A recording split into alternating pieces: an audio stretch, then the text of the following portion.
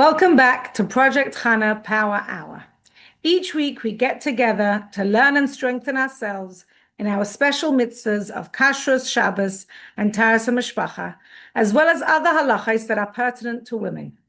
Our goal is to prepare ourselves in our homes to welcome Mashiach. Tonight's learning is dedicated Le'iloi Nishmas Harav Yitzchak ben Harav Eliezer Tzvi Zev Alav Hashalom. May his neshama have an aliyah. If you would like to dedicate a class in honor or zechus of someone, please reach out via our email to projectchanapowerhour@gmail.com. Please join us afterwards for Tzedakah Tehillim and the Mashiach thought. We usually start right away and keep our intro short, but we're making an exception tonight to reach out to our listeners. If you enjoy these weekly classes, please consider donating any amount to support us so that we can keep them going. Log on to mikvah.org/donate and be sure to select the option of Project Chana Power Hour so that it goes towards our program. Every amount adds up, and your partnership helps us to continuously strengthen halacha in so many homes. Okay, so now we'll get started. For our first class on Hilchos Shabbos, we will be continuing part 8 of our series on Shabbos Davening, where we explore the meaning, halachos, and Minhagim behind it with Rabbi Braun. Rabbi Braun is the Mara D'Asra of Crown Heights. Thank you so much for making time to be on our program. Okay, I wasn't asked to do this, but will second the request about participating and donating to this very, very special project of encouraging Limud HaTorah. It's something that's been consistent. There's not too many shudim like this that I know that have been consistent for so long, covering so many different topics, inspiring people, giving people knowledge of halacha, particularly for Neshei B'nai Yisrael. So I'm seconding that the extreme importance of donating to this cause. And you could find the link, and I think it's on the chat as well. Moving on to our actual shir. We're up to the Shemini Esra of Ma'id of Shabbos. We've been going through halachos of tefillos of Shabbos and reasons behind them.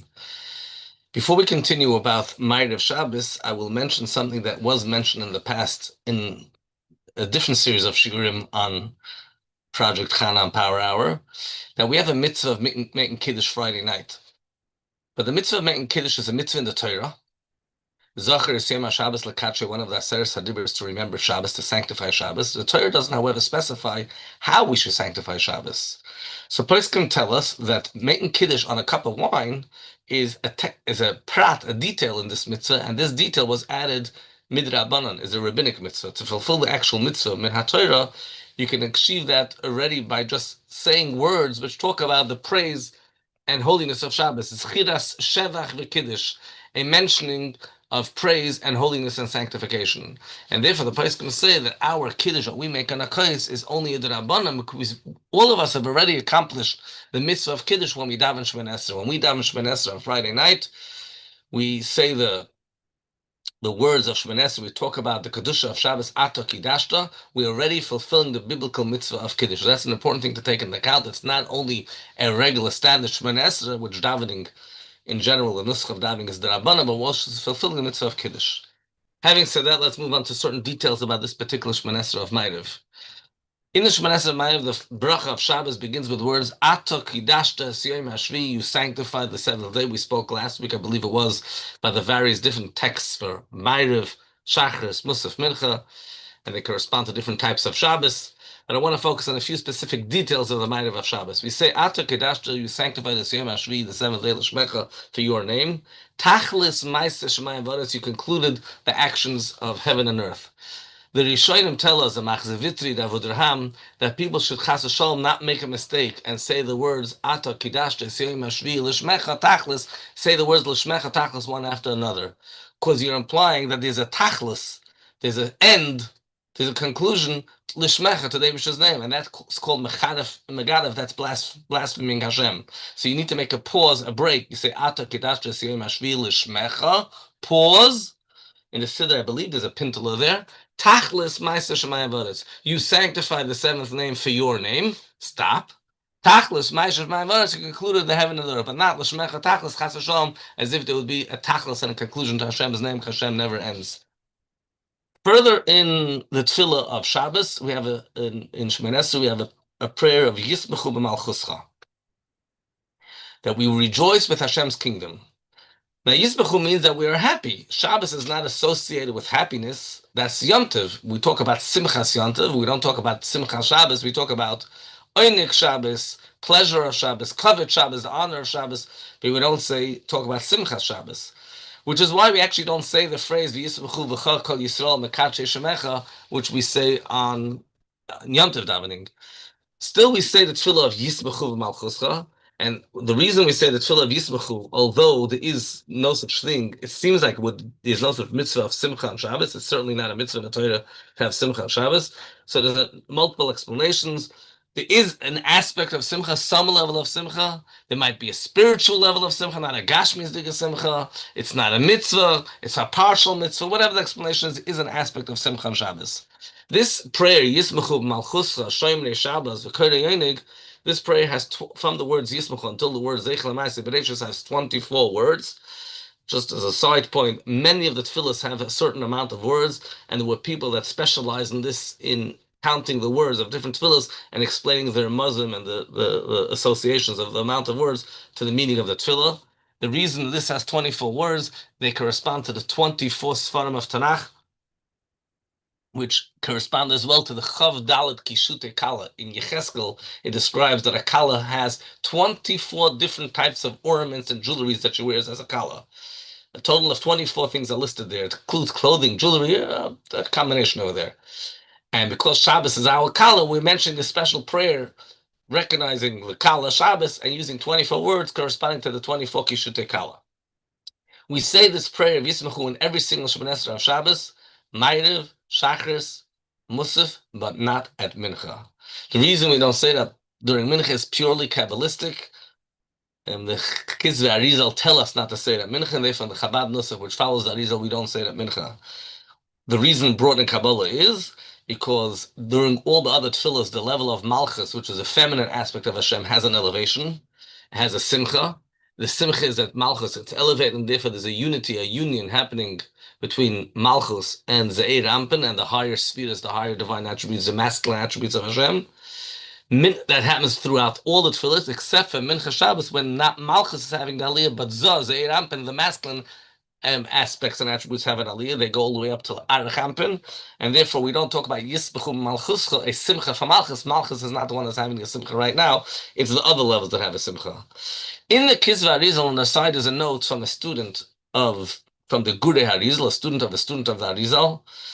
His name was Marit Tzemach, Rabbi Yaakov Tzemach, an interesting historical figure on his own. We're not going to talk about that right now. And he adds a note on the side, Haga, that you could give a very simple pshat. That the reason we don't say Yisbechu, because Shabbos Mincha is the time, which is a time of mourning. Moshe Rabbeinu passed away. In Sfarim it says that all the Bati Medrashas are closed. We don't have regular learning sessions. Shabbos Mincha, we're not up to now Shabbos Mincha to discuss that right now. But it was Yitzchak passed away, Moshe passed away, David HaMelech passed away. It's not such an open time of Simcha, and therefore we don't say the Tefillah of Yisbechu. Further, in this Tefillah of Yisbechu, we have Yisbechu Malchus Hashem Shabbos Davening. We say, and we finish over the words Zeichel Ma'aseh Bereshis. And if you look carefully in your Siddur, you'll see that the tefillah of Zeichel, the word Zeichel Ma'aseh Bereshis, is found in Ma'ariv. It's found in Musaf.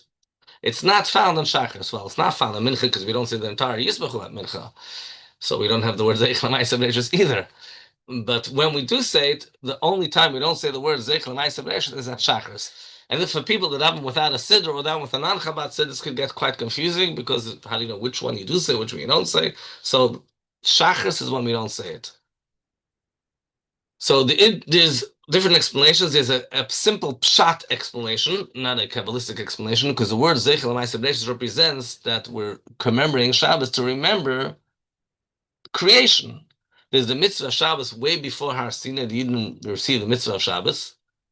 And when we daven Ma'ariv and we daven Musaf, we're talking about the mitzvah of Shabbos that was received before Matan Torah when they're commemorating the 6 days of creation and the 7th day that Hashem rested.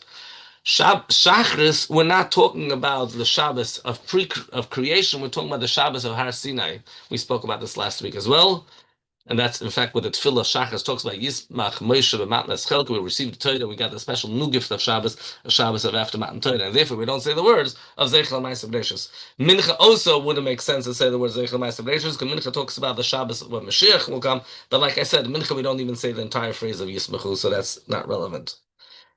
Further on the Tefillah, we have a Tefillah called R'Tzeva Menuchaseinu. Hashem should accept willingly our resting, and we say V'hanchi leinu Hashem Elokeinu. Hashem should bequeath us and give us the mitzvah of Shabbos, the holiness of Shabbos, ba'ava u'v'ratzain. The phrase ba'ava v'ratzain is said specifically on Shabbos. You look at your tefillos, both in Kiddush, in davening. Shabbos we say ba'ava v'ratzain. On Yom Tov we don't say the words ba'ava v'ratzain. We always say b'simcha u'v'sasain. And the reason for that is this is also brought in the Rebbe's Haggadah, in the Kiddush of Pesach night. That's where the Rebbe brings it from the Lavush. That the mitzvah of Shabbos was received way back, as we just mentioned before Matan Torah. It was received when the Yidden were in Mara, and that they accepted the mitzvah of Shabbos and a few other mitzvahs. They did this out of their own goodwill. Therefore, we say we're having the mitzvah of Shabbos ba'ava u'v'ratzain, with love and with will. All the other mitzvahs we got on Matan Torah, which all the other mitzvahs, including the mitzvah of Yom Tov, at Matan Torah, a mountain was placed on top of their heads like a barrel, and they were forced to accept the Torah. Therefore, we can't say that this is a mitzvah that it was accepted b'ava v'ratzon. We still have the mitzvah of simcha, and we say b'simcha v'sascha, but not b'ava v'ratzon. Moving on, further in this tefillah, we say v'yanuchu v'y kol Yisrael mekadshe shemecha, that on Shabbos, all those that sanctify Hashem's name will rest. If you look carefully in your siddur, you will notice there's a distinction between Ma'ariv, Shachris, and Mincha. Ma'ariv, Shachris, Musaf, Mincha. By night we say Ve'inuchu Va, feminine expression, that in the day of Shabbos, in her, on that day, we will rest.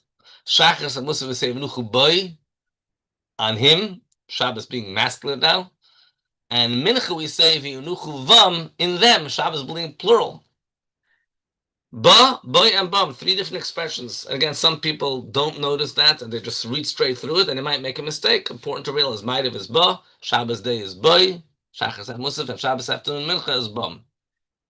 So, feminine, masculine, and both. Again, a number of explanations. One explanation is Shabbos has all of those aspects. Shabbos is like a Challah. Friday night is like a Challah before the marriage. She's still in her father's home. Shabbos morning, she's like a Challah in her father-in-law's home, in the Chassan's house. That's where the simcha is happening. That's where the main simcha is. And at Mincha, sort of everything is combined. In her home, therefore we say ba, feminine.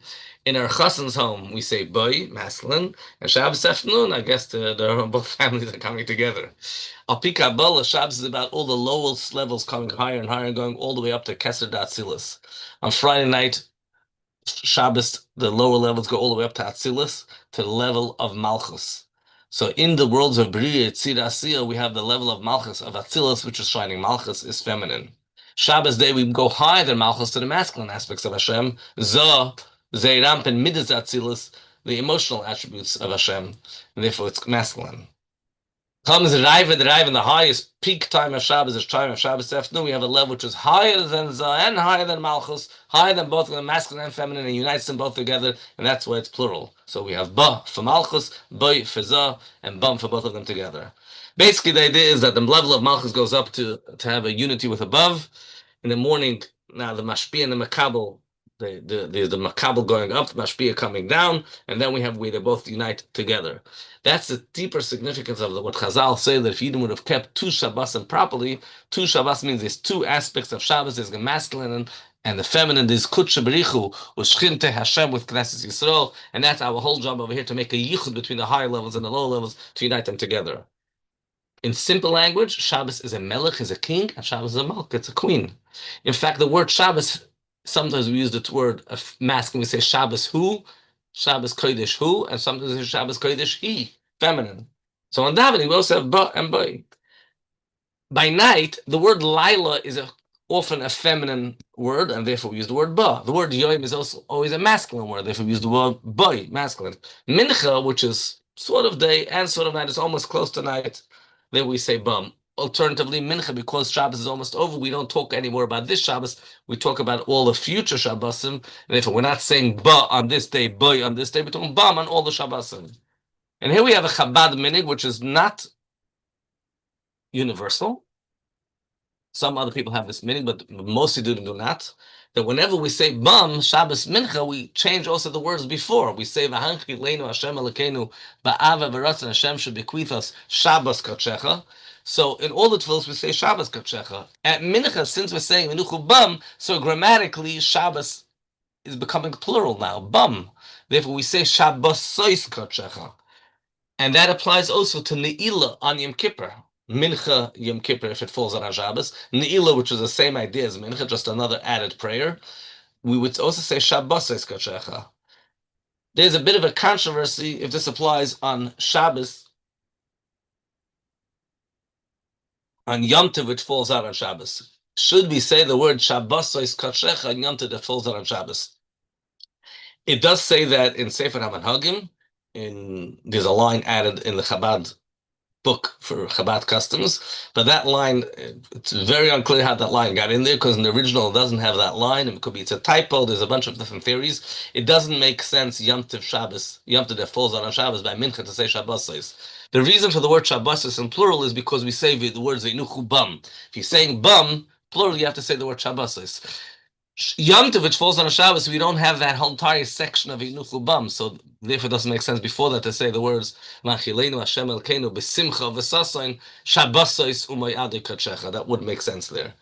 Going back to what I said before about the three different expressions, Ba, Boy, and Bum, one of the explanations about the three different expressions, Ba, Boy, and Bum, that Ba, Boy, and Bum altogether equal 57. Zon, the word Zon, 57, also the Gematria of Mashiach now is 57. The Rebbe spoke about this, the significance of the word now. That's the Gematria of Tunez, Vashem, Kel, and Havaya. But Zon means to sustain. Shabbos sustains. The Kedusha of Shabbos sustains us for all the rest of the week. The reason we have food throughout the week, our food is we get it on Shabbos. Shabbos is when there was no man, but spiritually that's when the spiritual man is developed then, and that gives us the food for the rest of the week. So we say the words ba, boy, bum, representing the idea, the gematria of zon, the support and sustenance throughout the week. Also, interestingly, there are 50 Shabbosim throughout the year. There are 7 Yomim Tovim in the Torah: Pesach, Shavuos, Sukkot, Rosh Hashanah, Yom Kippur. 50 Shabbosim, 7 Yom Tovim, that's 57. Also the gematria of ba, boy, bum. Some places it says bum. The word bum specifically is connected with one of the names of Hashem and Beis. I will finish with one vertel. It's not a simple shot. Why we say bum by bum? Meir Shapiro said that he never understood the change of the expression. He said, unfortunately, when he came to America and he saw what's going on, he got it. He said, it comes Friday night, the wife and the husband and wife are at work, and the wife says, I have to go home to bench licht. You stay at work. So v'yinuchlu ba, resting in her. She's the one resting. She's at home benching licht. Shabbos day, the wife goes to the work. The husband is embarrassed to show up at work on Shabbos day, or he goes to shul, or he stays home, and therefore v'yinuchu boy, he's the one that's resting. Shabbos afternoon, both are already tired. They close their stores. Both are resting. Therefore v'yinuchu bam. He said about the sad state of affairs that he met in America in those days. But again, that's not the real reason why we say the words bam by bam. It's a bit of a joke. In the same tefillah of Shemoneh Esrei, we finish with Baruch Atah Hashem Mekadesh Hazman HaShabbos. You will notice that in davening and in Kiddush, we always say Mekadesh HaShabbos. If it comes to Yom Tov, if it comes to Rosh Chodesh, we say Mekadesh Yisrael v'Hazmanim, Mekadesh Yisrael v'Rosh Chodashim, Mekadesh Yisrael v'Yom HaZikaron, Mekadesh Yisrael v'Yom HaKippurim. So Shabbos, we don't say Mekadesh Yisrael, just Mekadesh Shabbos. Why is that? So the Gemara says the reason for this, that Yom Tov and Rosh Chodesh, Yisrael l'katshinu l'zmanim, the Yidden made the Zmanim holy. How does Yom Tov and Rosh Chodesh happen? Because the Jewish people decide the date. We have the Bezdin that decides the calendar for the year, and all Yom Tov and Rosh Chodesh are dependent on a date, on a calendar date. The Jewish people sanctify the new month, they sanctify the times, and that's how we have the Yom Tov. Shabbos mikadsha v'kaima is standing holy, has always been holy. Shabbos is dependent on the days of the week. It's not dependent on Klal Yisrael. If it doesn't make sense to say Mekadesh Yisrael v'Shabbos. Another explanation, which is brought in Masechta Sofrim, that Shabbos preceded the Yidden. Shabbos is the beginning of creation. Before we became a Jewish nation, we already had Shabbos. Hashem created the world in 6 days, rested on the 7th. When Hashem gave us the Shabbos, in Parshas B'Shalach, for the first time, it says, Ru'u ki Hashem nasan lochem. He already gave you Shabbos. Shabbos was there way before we were around, and therefore we say Mekadesh HaShabbos plain. But Yom Tov is after we were around. The Yidden came first, we became a Mitzrayim, we became a nation, and then we got Yom Tov, and then we say Mekadesh Yisrael v'Hazmanim. I'll just finish with one more thing. There's the standard davening of Shabbos. Of course, we have to add the special things for Rosh Chodesh or Chol Hamoed like Yal V'Yovei. If we mention Yal V'Yovei, we don't mention in our Yal V'Yovei the words B'Yom HaShabbos. Yom Tov, if we say Yal V'Yovei, we add the word B'Yom HaShabbos. On Shabbos, when we say the Yal V'Yovei, if it's Rosh Chodesh or Yom or Chol Hamoed, we don't say Uv'Yom HaShabbos, Uv'Yom Rosh Chodesh. We don't say B'Yom HaShabbos because we already said a bracha about Shabbos. We finished the bracha. We don't mention again after we finish the bracha again the idea of Shabbos. Hanukkah, of course, or Purim. Purim doesn't fall on a Shabbos for us, but it could fall for people in Yerushalayim. We will say the Tefillah Al Anisim. Those are the add-ons that we add. And now I'll leave you with one thing, and we'll continue this probably next week. There's a change in the Chabad Siddur, a very subtle change of one letter, which has hardly been noticed, but people that pay attention notice it. There are all the weekday davenings in the bracha of Moedim, which is not a Shabbos tefillah, it's a regular weekday bracha that we say every single day, 3 times a day. In the bracha of Moedim, we say, HaToiv, Hashem is good, ki lo yichalu rachamecha, His compassion has never finished, is eternal. HaMerachem, Hashem has mercy, ki lo samuch hasadecha, your kindness never stopped. The word Hamerachim in the Siddur, in the Tilas Hashem, the Torah, in the Alter Rebbe Siddur, in almost all prints, on Shabbos, instead of saying Hamerachim, it says the Hamerachim. Now, there must be a reason for that. It's not a typo, and that is indeed the meaning on Shabbos. We say the word the Hamerachim. So if you're saying through davening quickly, you might not notice that. We'll talk with Hashem next week why that changed from Hamerachim to the Hamerachim. Thank you very much, Rabbi Braun. And now for our next class, we are excited to continue our new series on the Halachos of Mechitza, Part 2, with Rabbi Tuvia Kasimov. Rabbi Kasimov is a Rav in Crown Heights, and we are grateful to have him on our program. Okay, Baruch Hashem, thank you very much. It's very nice to be back. We're continuing in Mitzvah Hashem, the second part, the second installment of the series discussing Mechitza. So, Baruch Hashem, last week we discussed a little bit the Yesaidus, the Mekairis of where the whole halacha of separation of Hafrada comes from. So we discussed the Gemara in Sukkah, how the Gemara tells us in the Beis HaMikdash that the Chachamim made a Tikkun Gadol, that there was a separation between men and women. We find also by Matan Torah that Hashem gave the Torah. It was the men, they were alone, and the women were alone. They were not mixed. And we have many, many other Mekairis for avoiding Taruvais, that it should be men and women should be separate. And we also discussed, we mentioned that this is something very, very serious and something to be adhered to properly, because ultimately everything starts in the small things. Because when the small things, the small details are in play, they're in place, everything is done correctly, Kalacha, we avoid any future issues, we avoid any future problems. However, when the small things are not in place and things are not going properly, that's when things start and they grow, and they can eventually lead to things which are very, very improper. So it's very, very, very important that these halachas are taken seriously, not something to be taken lightly. So we're just going to quickly recap the definition of a mechitza, and then in Mitzvah Hashem today we're going to be focusing on where exactly a mechitza is required, where and when a mechitza is required. You're going to the grocery store. Do we have to start putting up mechitzas by the grocery store? Everyone's mixed.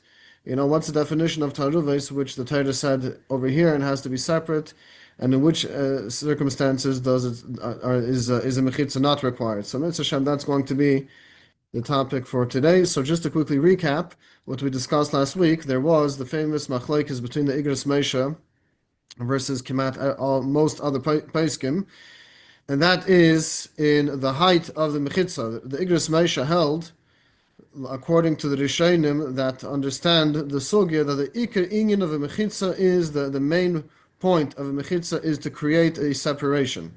As long as there's a separation, the man cannot go to the women's section, the woman cannot go to the men's section, there's a Mechitza that is blocking and clearly dividing the two, that suffices. As we mentioned, however, this is not at all the accepted opinion. The Igros Meisha is not accepted la'alacha. Rather, the purpose of the Mechitza, as we mentioned last week, was to create literally a Mechitza, to create a blockage, so to speak, that you cannot even see. One cannot see the other, what's going on in the other side of the Mechitza. Meaning to say, it's not just to block from people going from one side to the other side, but it's also to block vision, that one cannot see what's going on in the other side of the Mechitza, and therefore the height has to be according to that, and it has to be to a point where the heads of the women's section and the men's section, you're not able to see each other. Now, it's very important to mention the Rebbe Shitta. I believe we did mention it last week, but just in case we didn't, it's extremely, extremely important to point out that the Rebbe's Shitta was very, very clearly and very, very strongly not like the opinion of the Igros Moshe. The Rebbe held that the Mechitza is for the purpose of blocking vision, of not just creating a separation, a division, where people are now walking from one side to the other. Rather, the entire purpose is to actually say you should not be able to see. Furthermore, there's a whole discussion, it's just interesting to mention, now that we mentioned the Rebbe Shitta, about what about, we have to do it for the purpose of Kiruv, people are not going to come to Shul, you want to encourage them, it's better they come to Shul than they should completely not go to Shul. Right? L'chaira, you can hear such an argument, and sometimes we do make such an argument. However, when it comes to the sugya of Mechitza, the Rebbe's opinion was very, very clear, that even when it comes to the purpose of Kiruv, that people should be able to come to Shul, they should feel comfortable going to Shul. Nevertheless, the Rebbe's opinion was very, very strongly against this, not to be makel on this, not to rely on the Igros Moshe. So this is very, very important. Okay, we're going to discuss just a few points of exactly how the Mechitza is made, meaning just a few qualifications that we need to discuss. What exactly is a Mechitza? Can you put up a piece of glass, a piece of vinyl? What exactly qualifies for Mechitza? And then we're going to go to where exactly and when exactly is a Mechitza required in Yetz Hashem. So, very, very important, as we mentioned, that the purpose of a Mechitza is to block for vision as well, meaning to say that you should not be able to see through into the other side of the Mechitza. So clearly, obviously, this would include not making a Mechitza from anything which is see-through material, to use glass, to use vinyl, whatever it is. If you're able to see through, that would not qualify as a Mechitza. To put up some trees, to put up some plants which are a little bit taller, also would not suffice as a Mechitza, because again, if we're going not with the opinion of the Igros Moshe, and we're going according to the Rebbe, and we're going according to Reiv Poskim, according to most majority of opinions, obviously these would not suffice, because they're very good for blocking the ability for people to walk back and forth, but obviously it does not block from one's vision. You're still able to see. How about creating a Mechitza where you're on two different separate floors, right? So the men's section is on the bottom floor, and the women's section is on top. So on that, according to Igros Moshe, Yitaka don't need anything, right? But he's going according to his opinion that the purpose is not to mix. However, the opinion of all the other poskim, and in the Rebbe's opinion as well, is that even if it's two separate floors, nevertheless, a Mechitza would still be required. And the Rebbe writes that in such a case, one could be lenient, that it's a glass Mechitza that the women are able to see through into the men's section, as long as the men are not able to see into the women's section, meaning to say that it's a one-way glass, so to speak, that you're only able to see from the women's section to the men's section, but not vice versa. That would suffice.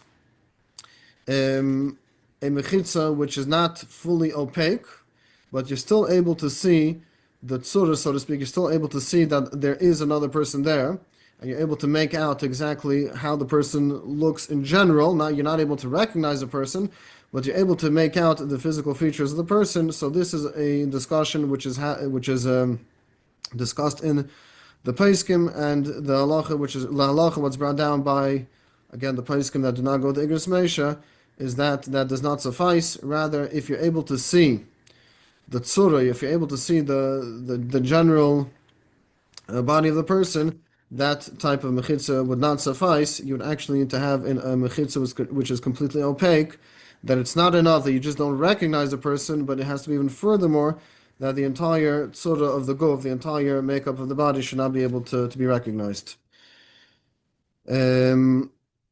So that's in general what the Mechitza needs to be made from. There's also another discussion in the Poskim. What about having a Mechitza with tiny little holes?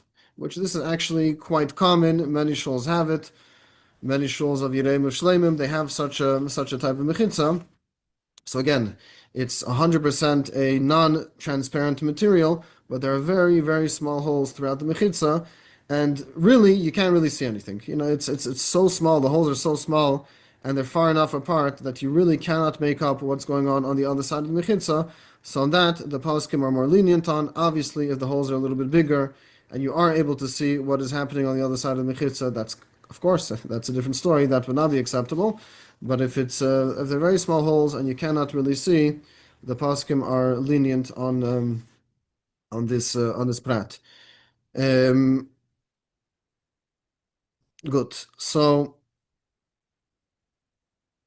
let's focus a little bit more about a shul and davening. I hope we'll have time to discuss today about a seudah, going to which is a reshul, so something which is not a mitzvah, just to have a meal together, or to go into the public place where everyone is, so to speak, mixed. So that I hope we'll have time to discuss that today. But let's just quickly discuss a few points about making a mechitza in a shul. So as we mentioned last week, according to many poskim, this is actually a deiraisa, and even those that hold it's not a deiraisa, they hold that it's a minhag which was established in Klal Yisrael.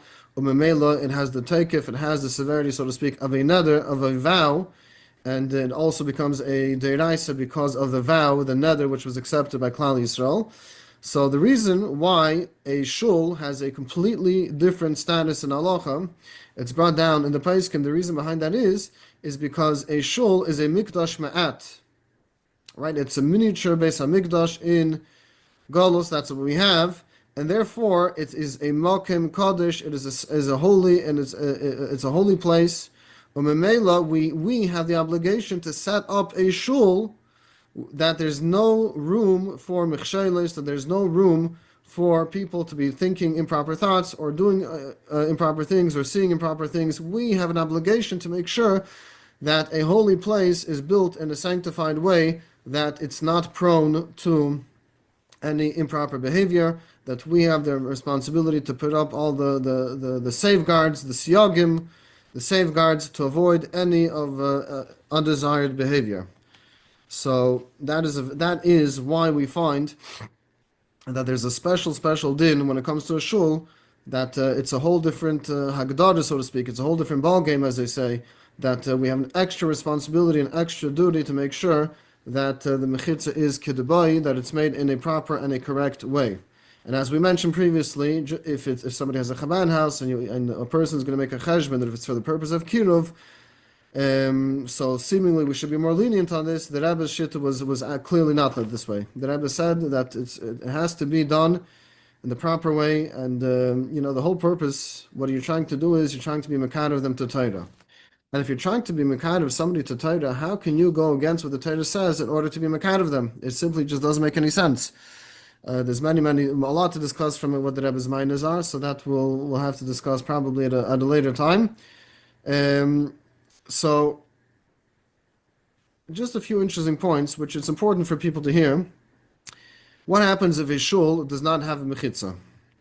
Is a person allowed to enter the shul to daven there by himself?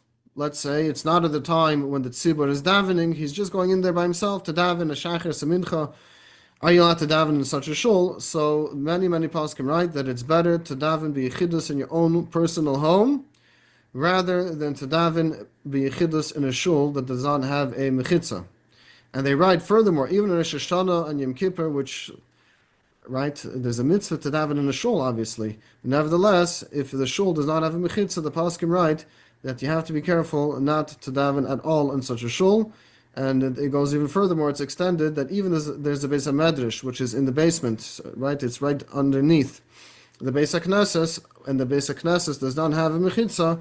The poskim write that even in the Beis HaMedrash, one should avoid davening there if the Beis HaMedrash is underneath the Beis HaKnesses, which does not have a mechitza. So we see clearly that the poskim take a very, very strong stand when it comes to these halachos. There is another discussion. What about davening in a place where it's just not really a shul? You have to, you have to catch a mincha, you have to catch a ma'ariv. It's something which is called it's aray. It's not established for davening. In here in Brooklyn, if you go to bingo sometimes, you hear announcements. There's mincha, there's ma'ariv to this and this aisle.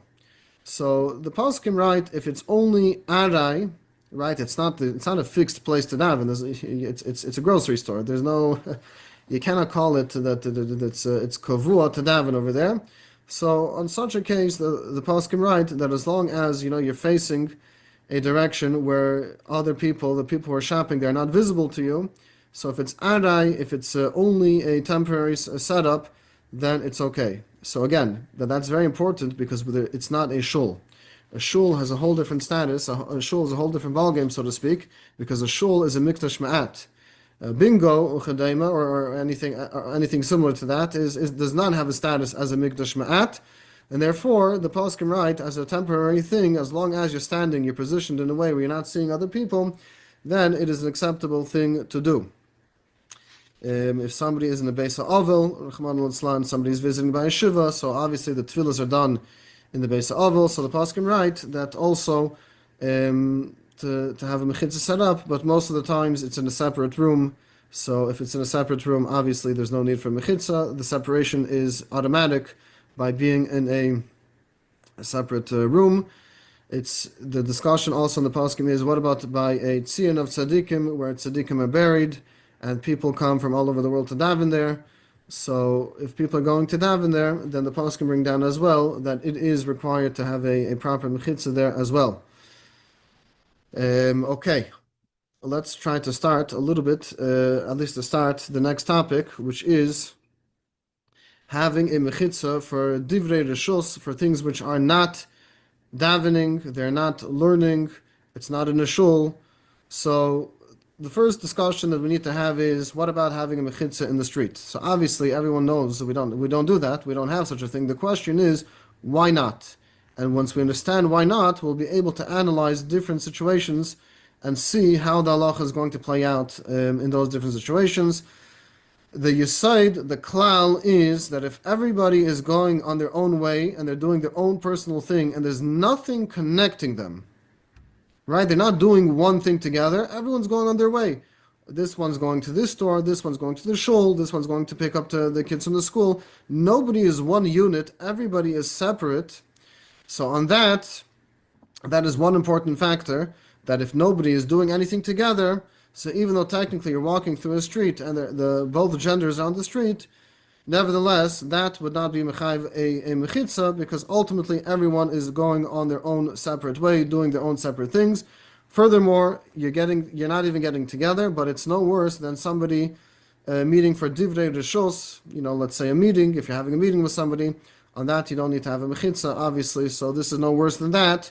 It's even better because there's no interaction with the people in the street. You're going on your own way. So obviously that is not a problem.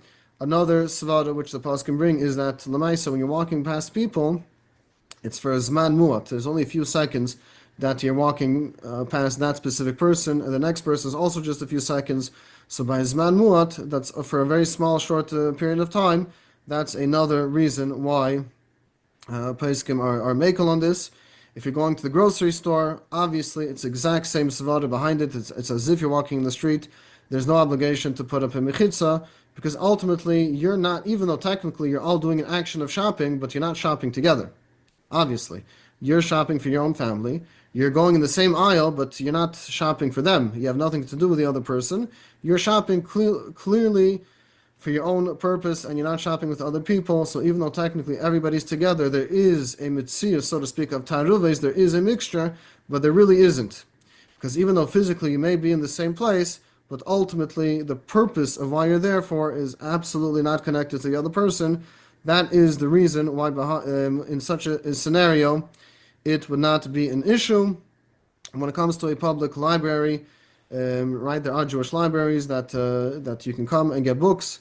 So this is a discussion. Many poskim are discussing this shaila. Many write if you're just going in to take books or to return books, whatever it may be, It's the same thing as going in the street. It's the same thing as going grocery shopping. There's nothing really connecting one person to the next person. Obviously, it's completely separate. There is no connection between the people who are participating in, or not really participating, who are visiting the library to do whatever they have to do. However, there are poskim that write that ultimately, if there's a section where people are sitting down to read, so there should be a separate men's section and there should be a separate women's section. It doesn't have to be a mechitza necessarily, but if it's a sit-down place, the poskim do write that since you're going to be there for a long time, and the other person's also going to be there for a long time, the fact that you're sitting down for a long time, that itself, there's room to be machmir to have designated areas, one for men and one for women.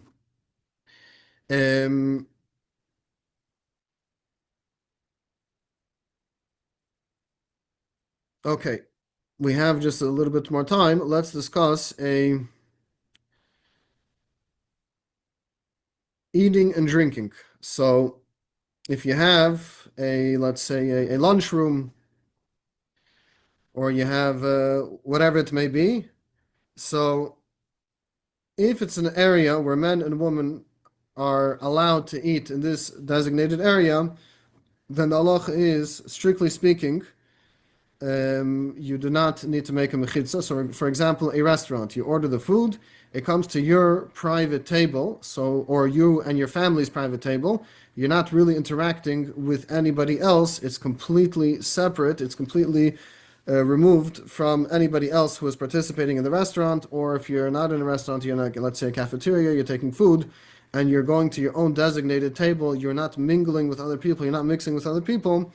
So the poskim write, in such a case, being that you're just going for the meal and you're going, there's no interaction, there's no connection with others, then a mechitza is not required.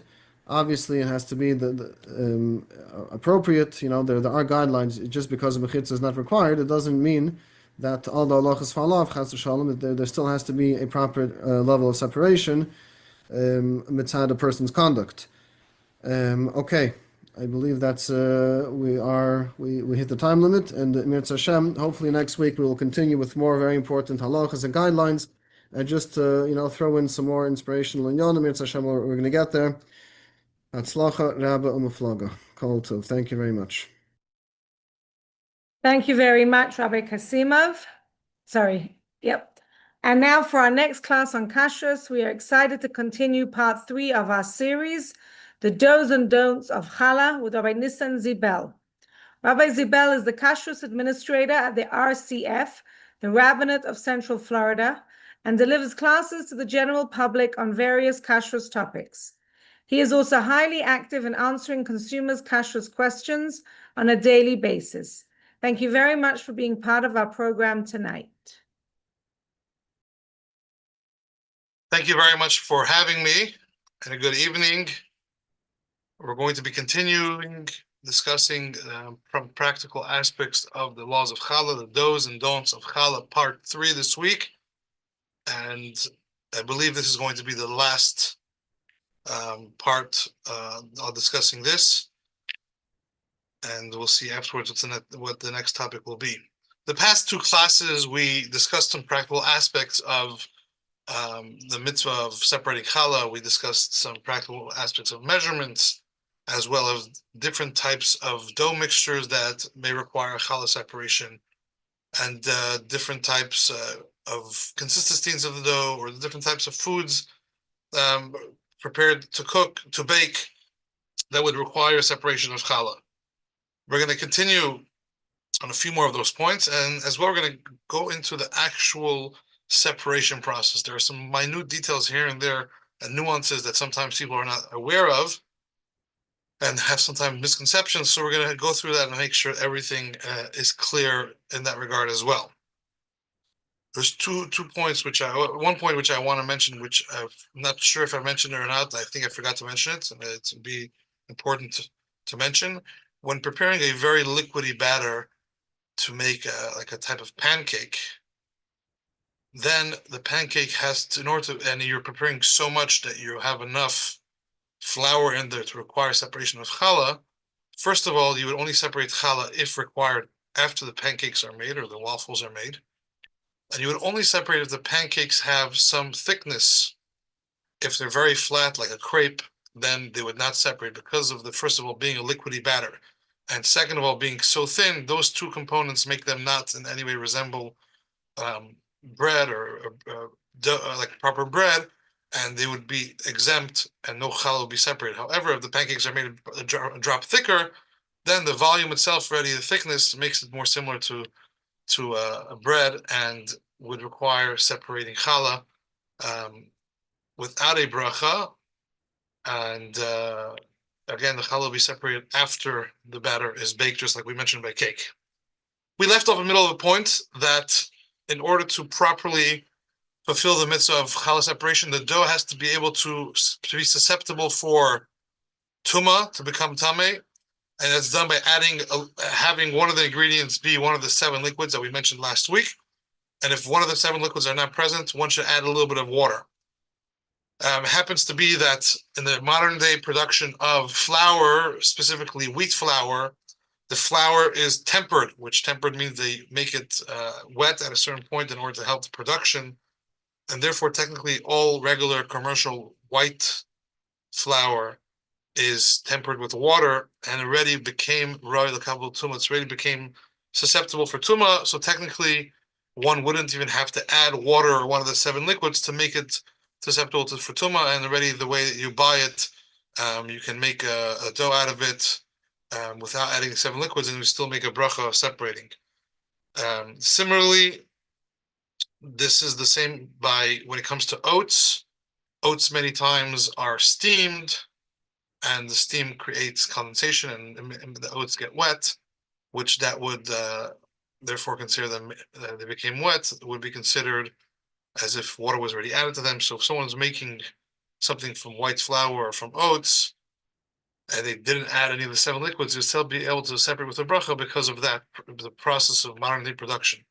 All other flours, however, don't typically have water added, and therefore one would need to add one of the 7 liquids if they want to be able to make a bracha while separating.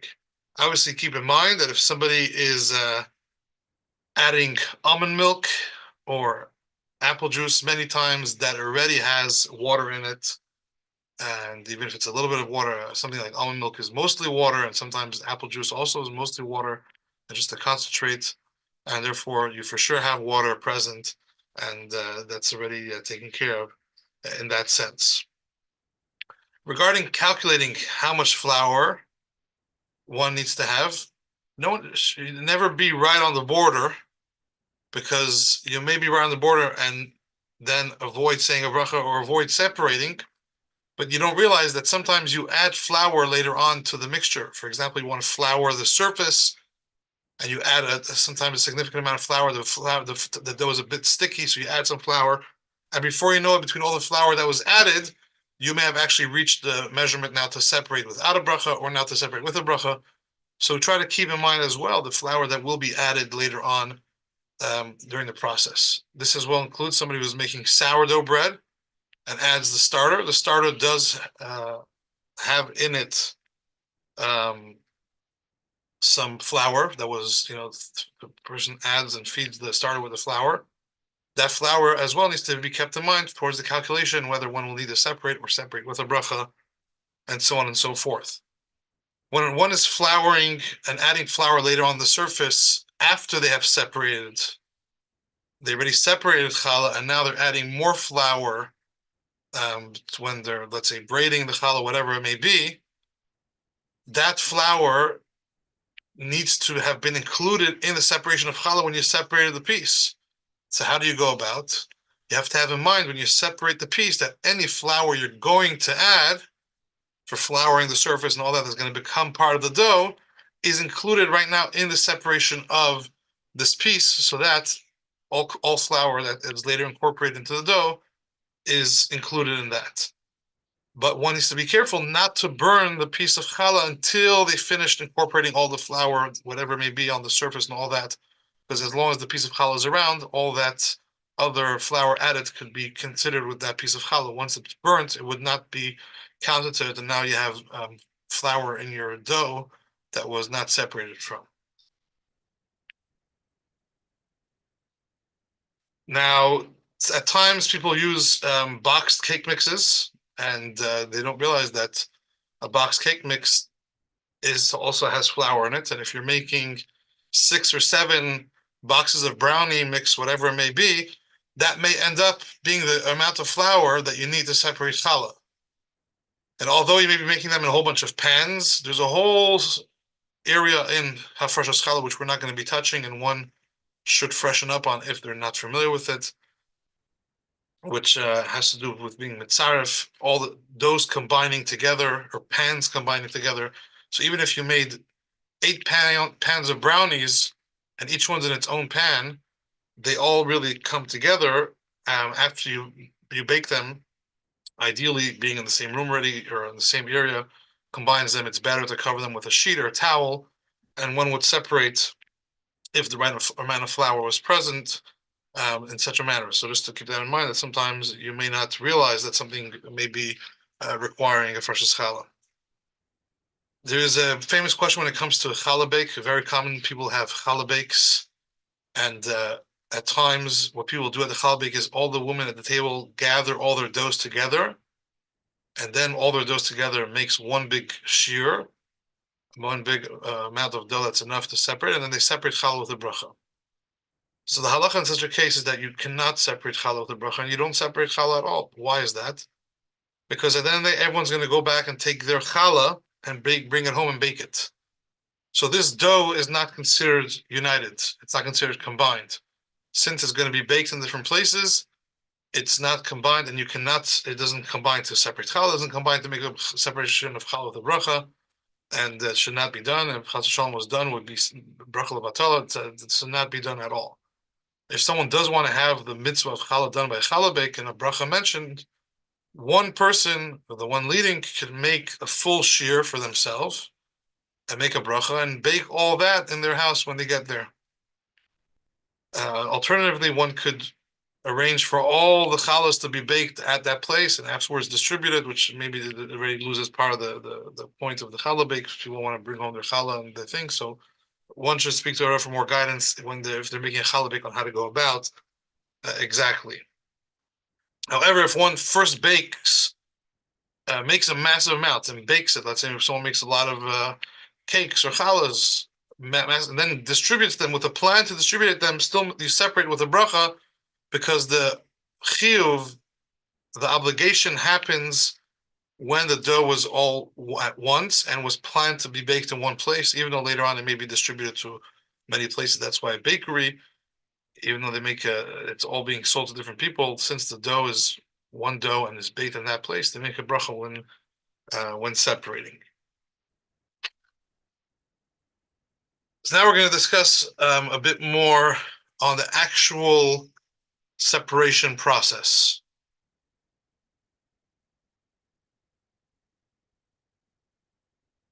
So regarding separation, one interesting thing, if somebody made a recipe and let's say it flopped, it didn't rise properly or not, do you separate challah in such a case if it was a right amount of flour?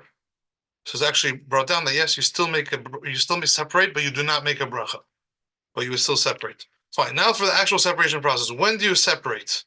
Do you wait for the challah to rise, the dough to rise? Sorry, do you wait the dough to rise and then separate challah, or should you separate right away?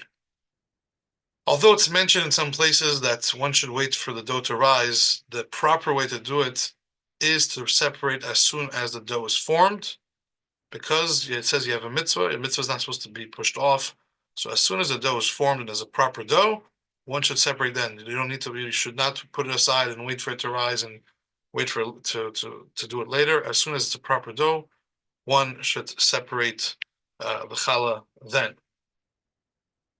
The question is, when does one make a bracha? We know that there's a rule that the bracha has to be made before you perform a mitzvah. Just like before you eat food, you make a bracha. Before you smell something good, make a bracha. Before you make a mitzvah, before you do a mitzvah, you need to make the bracha. So you have to figure out when is the mitzvah, and you have to make sure to make the bracha right before you're doing it. So the question is, what is the mitzvah of separating challah? There are two opinions. Some say it's the actual physical separation of the piece. And some say it's not the actual separation, but rather the designation. When one says Harei zu Challah, that's the mitzvah. What's the difference? When to make the bracha? If the mitzvah is the actual separation, then I make the bracha right before the actual separation, and then I separate, and I made my bracha right before the mitzvah. However, if the mitzvah is saying Harei zu Challah, first I separate it, and I'm holding it in my hand, then I make the bracha, and then I say Harei zu Challah. There's various opinions. Practically speaking, by Chabad, we follow the first opinion that's the actual separation does the mitzvah. So therefore, one would make the bracha right before actually separating. And then they go ahead and separate.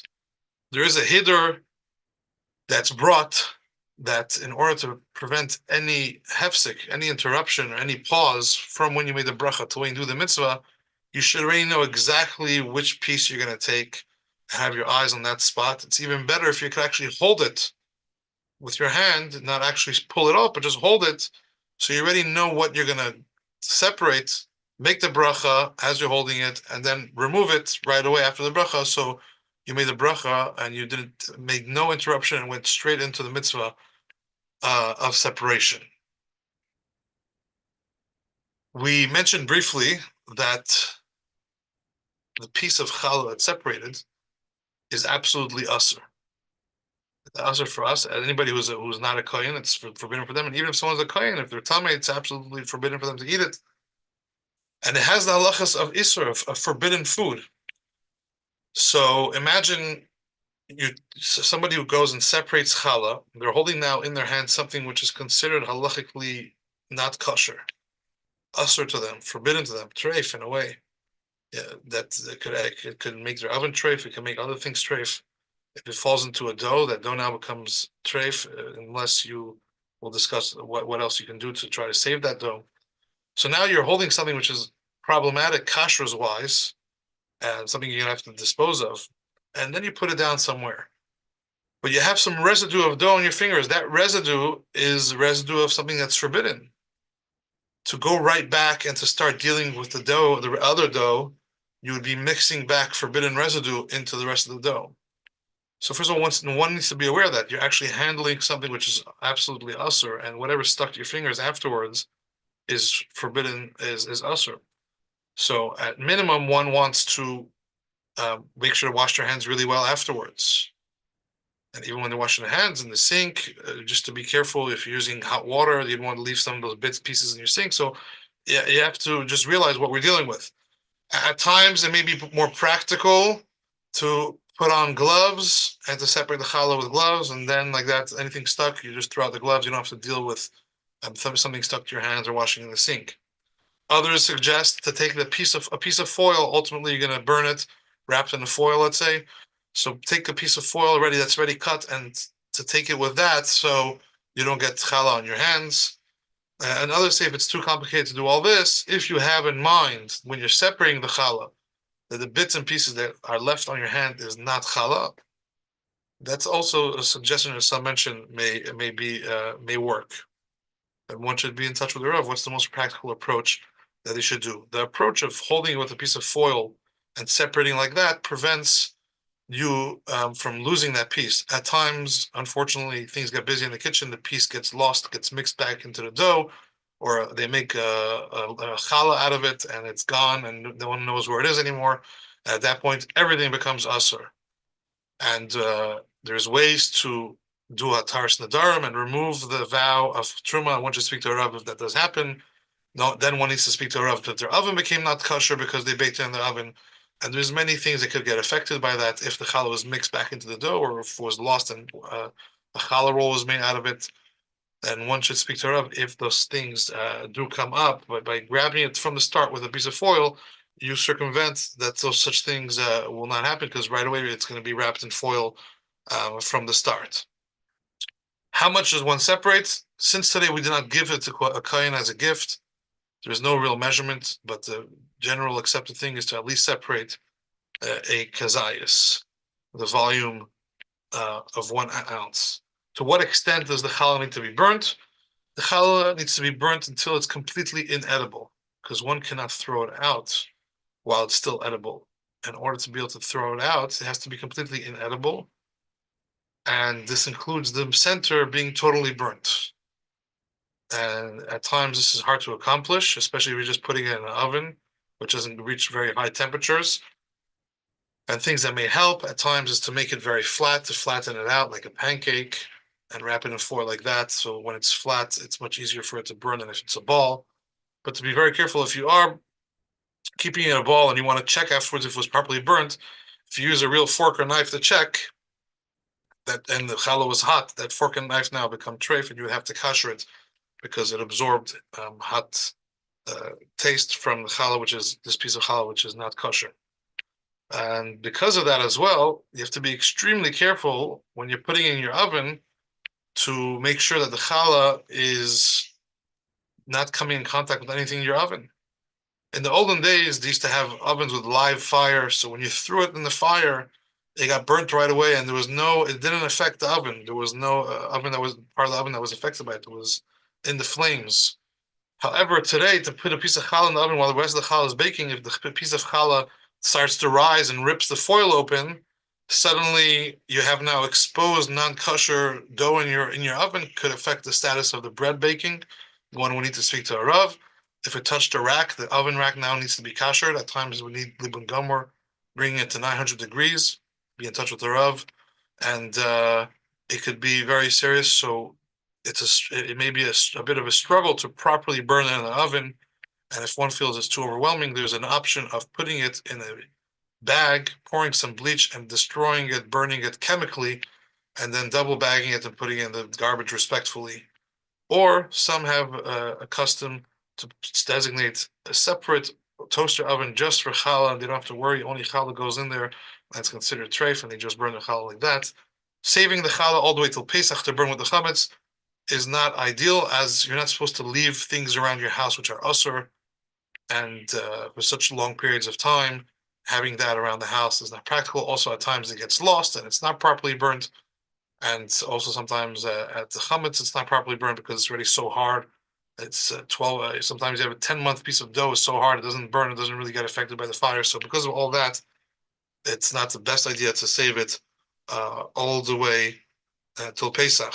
There's also many halachos when it comes to tziruf, combinations of dough. I baked some. Now I'm making in my next batch, and now some of it's baked, some of it's a dough. Could they combine? I made some yesterday. I'm making some today. I'm storing them both in the freezer. Do they now combine? Do they have to separate challah? And there's many times where you may not even realize that doughs actually combine. And now, because of these doughs were baked in the same oven or stored in the same fridge or on the same counter, now they combine, and you have to actually separate challah, even though you had made two separate batches. And one should be first of all, learn these halachas of tziruf and be in touch with the Rav to get guidance when and how these things would combine.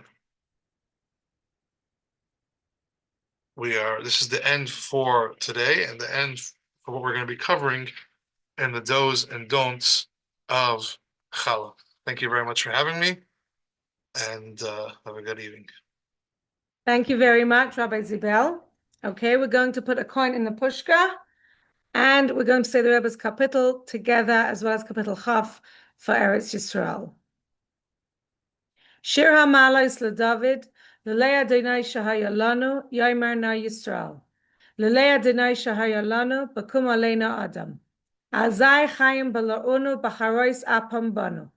Azai Hamayim Shotafunu, Nachla Avar Al Nafshenu. Azai Avar Al Nafshenu, Hamayim Hazei Dainim. Baruch Adonai Shaloi Nasanana Teref Lishinehem.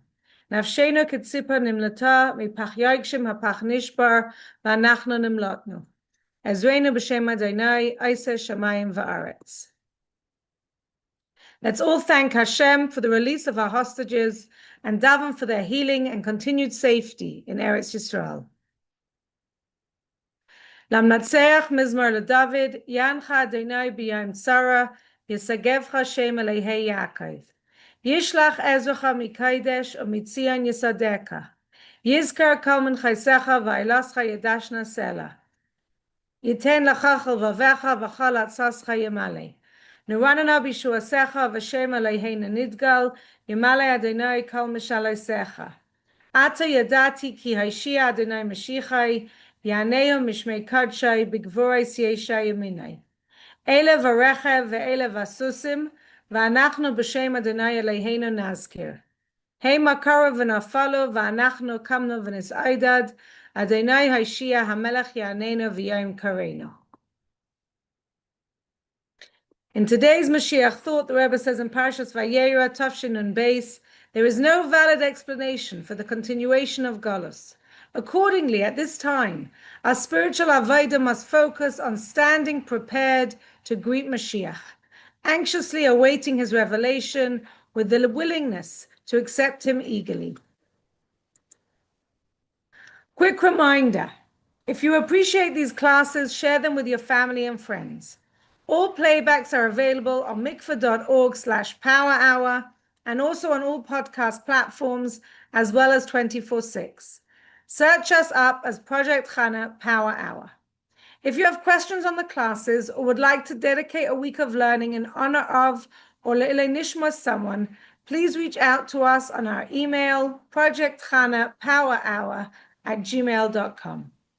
May our learning prepare us in our homes and bring every Jewish home to Eretz Yisrael with Mashiach now. Thank you for joining.